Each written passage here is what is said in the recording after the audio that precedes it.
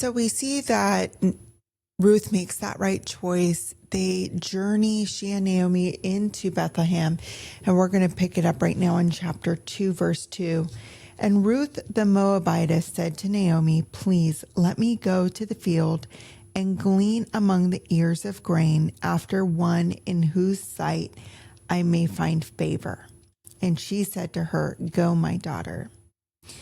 Verse 4, now behold, Boaz came from Bethlehem and said to the reapers, "May the Lord be with you." And they said to him, "May the Lord bless you." "Whose young woman is this?" The servant in charge of the reapers replied, "She is the young Moabite woman who returned with Naomi from the land of Moab." And she said, "Please let me glean and gather after the reapers among the sheaves."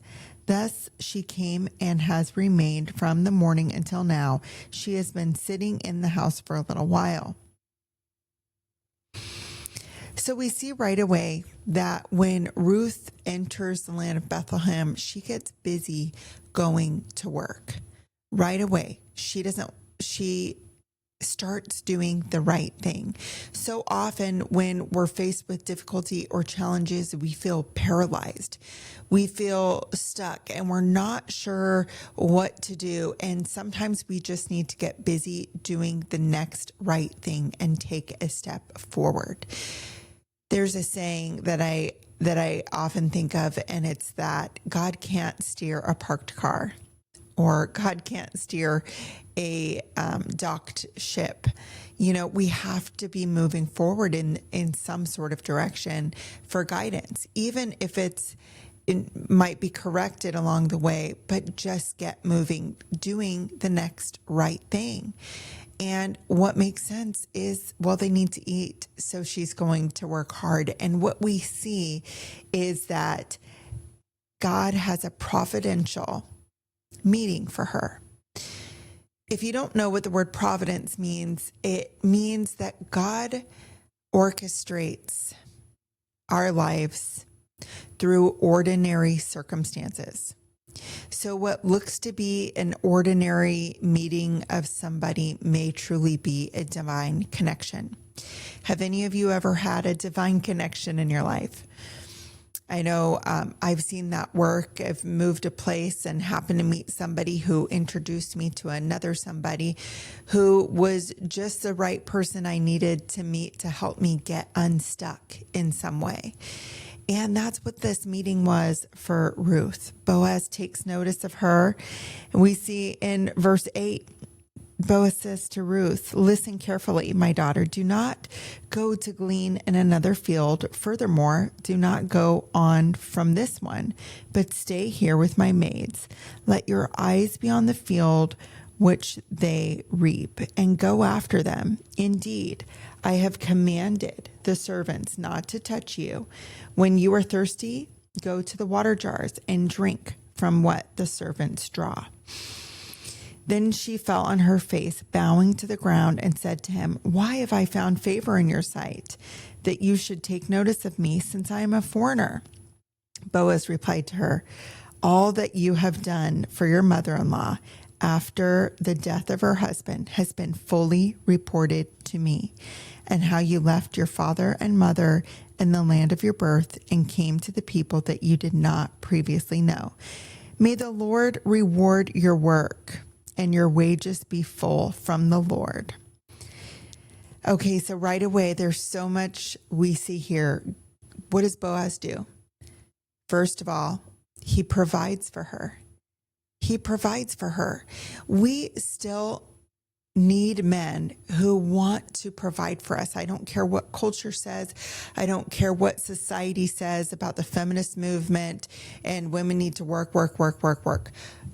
Yes, the work of our hands is important, but we also crave a man who will provide for us and protect us. And we see Boaz does both for her. Not only is he providing and saying, "Here's extra, I've made sure my workers will supply extra grain for you, drink all the water you want," but he also says, "I've told everyone not to lay a hand on you, that they better not touch you because he's like, I'll be watching. And I've told everyone to watch out for you, to watch your back because I see that you're vulnerable. And that's a beautiful thing that women still, regardless of what society says, women still want men who will provide and protect them.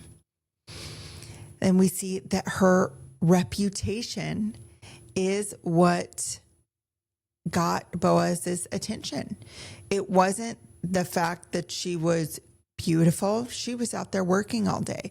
She was probably sweaty and dirty and dusty, and her hair was probably all sloppy and messed up. And he didn't care about any of that because her reputation had gotten around town.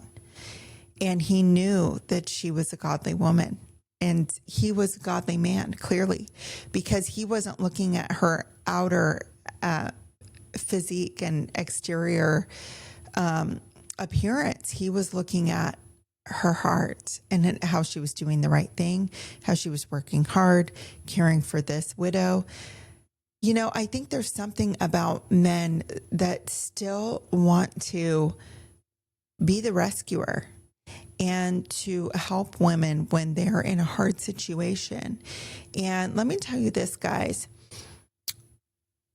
The society and culture has done a pretty good job at trying to fool everyone into thinking that all these women want to be tough and strong and just like men. We don't. There's still a lot of us who don't want to be strong, but we've been forced to be strong due to hard circumstances, due to being let down and life just not going the way we thought it would. And unfortunately, we have been made to be strong. And how beautiful would it be if we had a manly man who provided and protected and cared more about our heart than our looks, and allowed us to rest in our femininity? Wouldn't that be a beautiful thing? I'm going to continue on. Verse 14, at mealtime, Boaz said to her, come here that you may eat of the bread and dip your piece of bread in the vinegar. So she sat beside the reapers, and he served her roasted grain, and she ate and was satisfied and had some left. When she rose to glean, Boaz commanded his servant, saying, let her glean among the sheaves, and do not insult her. Also, you shall purposely pull out for her some grain from the bundles and leave it that she may glean, and do not rebuke her. So again, we see they had a little lunch date. Sparks are flying, you know, and he's specifically saying, hey, drop extra for her. Make sure she's provided for. She has caught his attention. So she gleaned in the field until evening. Then she beat out what she had gleaned, and was about an ephah of barley. She took it up and went into the city, and her mother-in-law saw that she had gleaned. She also took it out and gave Naomi what she had left over, and she was satisfied.